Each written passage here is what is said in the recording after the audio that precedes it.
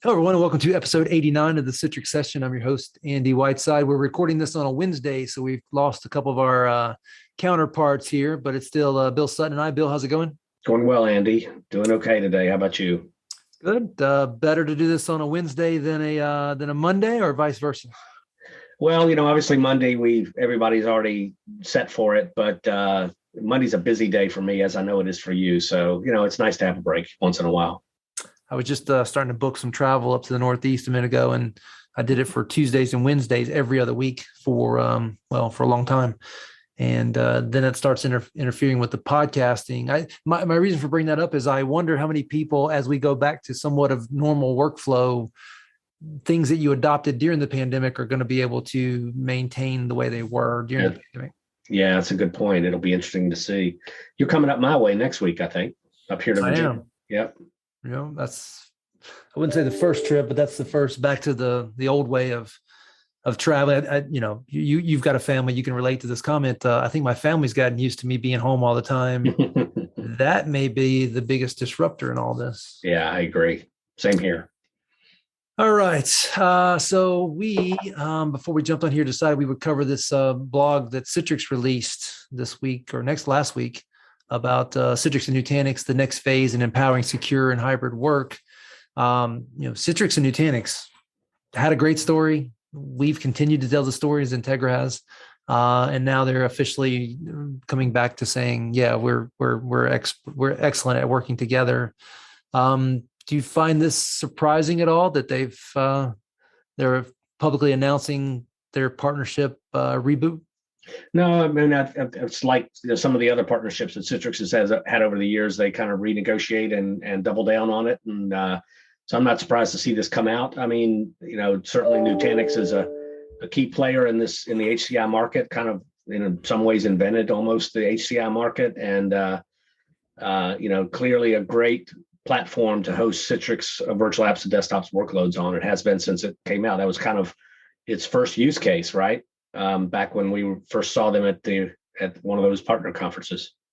What if I were to say that Citrix and Nutanix need each other, and specifically Citrix needs Nutanix because it doesn't have a cloud IaaS solution, and Nutanix has one that can be ubiquitously deployed across a bunch of the big players and private players. Do you think that had a lot to do with this? I think it absolutely had a lot to do with it. Yes. Yeah, you see Microsoft having their platform to broker VDI connections and its own infrastructure as a service, IaaS cloud to back it up. Yeah, VMware having the same thing, and Citrix kind of needs that landing spot while publicly continuing to talk about the fact they can work with any backend, which is great. And part of the reason why you and I are Citrix guys, at the same time having that one that just fits like a glove. Yep, makes a lot of sense. It does. And in the opening paragraph here, they reference a couple of successful customers that they've had. So September 21st is when this announcement was made. It was part of the .next conference. And if I jump down here, it talks about Nutanix will become a Citrix preferred choice, will become I guess to highlight the word preferred choice for HCI hybrid and multi-cloud deployments. I think that aligns exactly with what we were just talking about. Yeah. And I guess specifically in this case, it's the Nutanix AHV/AOS portion of Nutanix, which when you run it in a public cloud data center, you're really talking about Nutanix clusters. Exactly. Yeah. And, making it more simple to manage. And then, of course, the other thing is the key thing here, I think, is the unified management plane and allowing you to move your workloads back and forth between various public clouds or on premises as you need to. That's kind of been the holy grail here, being able to do that. And it's not, I don't know that that's something HV had until relatively recently, but definitely a key benefit to those that are running EUC type workloads. Yeah, let's talk about that a little bit, because I've had a lot of conversations with Nutanix. I have several questions. One would be making sure listeners know that Nutanix clusters in AWS or in Azure is really just Nutanix running on bare metal servers that are managed by Microsoft or Amazon, right? Right, exactly. That's exactly what it is. They've kind of carved out a section of their data centers, I think, to support hosting these workloads. And do you know if such a thing exists on the in the Google data centers as well for GCP? Not for Nutanix. I think there might be one other player that has a cloud on Google at this point, or it's in development, but I'm not aware of what anything released. If they're working on it, I mean, why wouldn't you? I mean, actually, my original conversations with Nutanix way back in the day was going to be a big story with Google in terms of how they went to market, because they've got legacy together from where Nutanix came from. I'm over here on the other screen Googling it now to see if there's any news on that. There is, because I did the same thing. And when you're talking about HCI type providers, VMware has VMware Cloud on Azure. They have VMware Cloud on AWS. I think AWS was first. And I know we have a customer that had some workloads in Google Cloud VMware environment, or they call it something slightly different, but it's very similar to what VMware has done with the other cloud providers. And that's kind of what Nutanix, I think, is doing here is delivering a similar type of architecture, though obviously Nutanix has some significant benefits driven by their AHV hypervisor. So I have a specific question on Nutanix clusters on Azure as it relates to Windows client workloads like Windows 10, Windows 11, and so that brings us back to Citrix. If I've got multi-session rights because of Azure related Windows client workloads, if I run Nutanix clusters in Azure, do I get those entitlements as well? That's a really good question, and one that I don't have the answer to, but I would love to know the answer to that, because that would be really interesting to find out as to whether or not that's tied specifically to the Azure tenant, if you will, or whether that could be in a provider like Nutanix. I don't know the answer to that, but it's definitely a good question. You can imagine the benefits of that, right? If I had 100 users, just keep simple math, 100 users, and I could do 2 users per virtual desktop workload running on top of clusters, all of a sudden my consumption model just got cut in half. Right. Yeah. Or close to half anyway. Close to half. Yes. Yeah. And then imagine if I got 5 users per desktop and beefed up the desktop, but still saved some money per desktop, virtual desktop, what that would mean. Exactly. Yeah. And then you take that same story and spread it out across the other players. Now you got a multi-cloud solution that really is pretty resilient and flexible and cost effective when you want to run workloads based on cost at any point in time. Now you really got something. Yeah, you can run the ones that are really heavy and need to be close to the client on premises, and then those that are more forgiving, I guess, in the cloud, or in a Nutanix cluster. It gives the customers all kinds of options they didn't have before, and it's kind of like we're getting to the point where hybrid cloud is really becoming a reality without all of the complexity that's historically presented itself there. Yeah.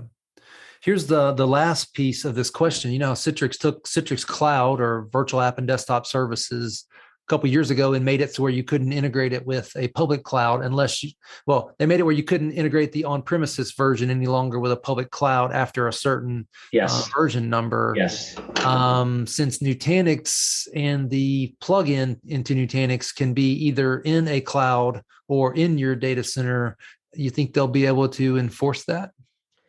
I think they'll probably have to adjust the architecture a little bit to address it, because if otherwise, the other option is they could basically say that you have to be to support this, you have to be in Citrix Cloud. Mm-hmm. I'd be surprised by that, but you never know. I mean, it could just be as simply as a EULA and support statement versus hard coding the solution where it won't. Yeah, it's hard coded. It's hard coded today. I've actually tested the newer delivery controller, trying with a newer VDA, trying to register with a delivery controller running as a VM in Azure, and it won't register. It throws an error that says this is running in a public cloud, so it's unable to register, something like that. But in theory, if I'm just talking to Nutanix Prism, whether it's in my data center or in Azure, is there a way to know the difference? Yeah, I don't know. Yeah, I don't know either. Not that I would encourage anybody to work around the rules, but I've just been trying to figure that out. Okay, well, the reverse side of this conversation is Citrix will become the preferred enterprise end-user computing solution. We'll call it a platform on the Nutanix cloud platform. That kind of got murky for a while with Nutanix's acquisition of Frame. Right. Where do you see the benefits for both companies in this part of the announcement? Yeah, that's an interesting question. I think, obviously Citrix has always been a key workload for Nutanix, and I think this doubles down on that. I don't know. I don't know about you, but I don't see Frame that much out there in our customer base. So I don't see much demand for it. I'm sure it's a solid. I've never really messed with it myself, but I'm sure it's a solid offering. But obviously Citrix is much more mature, and with this announcement, it really Citrix and Nutanix are recognizing the benefits of continuing to drive adoption of the Citrix platform running on Nutanix. So I think it's an interesting question in terms of what this means for Frame. I think it'll still be around. I have to wonder whether it's going to be for more of the a different customer base or different verticals. Mm-hmm. For us, I don't necessarily like for me, this isn't revolutionary because this is what we've been talking about forever. And I think we've sold maybe one Frame deal and one Frame deal kind of gets talked about as if it was the end all be all. But when you stop and dissect that one, you find out that it was a very, very simple use case. Right. Exactly. And a lot of the enterprise features that all of our customers really need in the long run weren't there. So I just kind of say yes. I mean, yes, we feel this way and have felt this way all along. Yeah, I mean, I've actually been trying to work an issue for a customer that wants to, without going into a lot of the gory details, that with Citrix, that's a unique use case, which basically leveraging something called host-to-client redirection for certain websites, so they launch on the local device versus on the in the VDA. And that's the kind of thing. Those types of things are the kinds of things that you're not going to find in a lot of solutions, and that's the value of Citrix Ads is having a lot of advanced features that support the enterprise and can enable all different types of work that demonstrates the value of that more mature solution. Yeah. So, Bill, I think we've covered it. Is there anything about this announcement and the go-to-market strategy?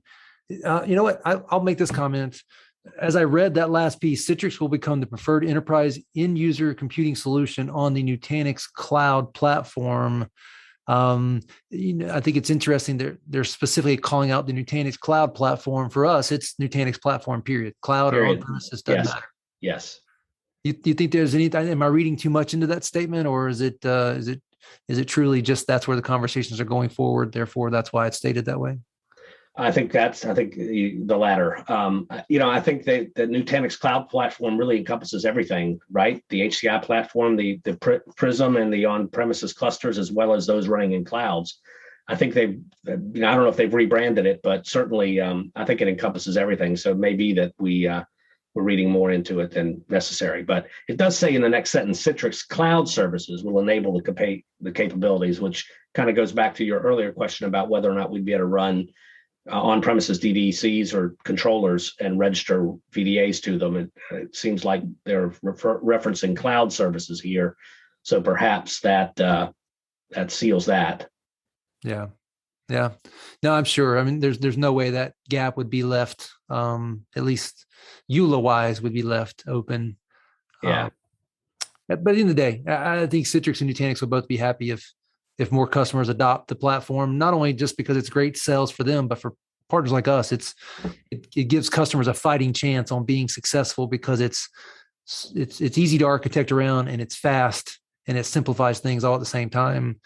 You, like I, have had history of rolling out complex infrastructure with Citrix, and that only makes the likelihood of success lower.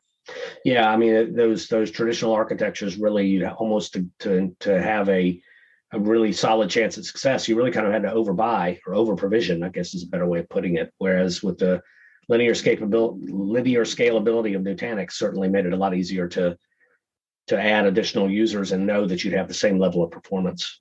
Mm-hmm. Yeah. I've seen a lot of customers that failed before they even got started with the Citrix piece because the infrastructure was just way too expensive, too complex, or both. Oh yeah. Oh yeah. We've both seen that a number of times in the past. Yeah. Well, Bill, I appreciate you joining and Sure. wrap this one up. Thanks. Okay. Do it again next week. Bye. Yeah.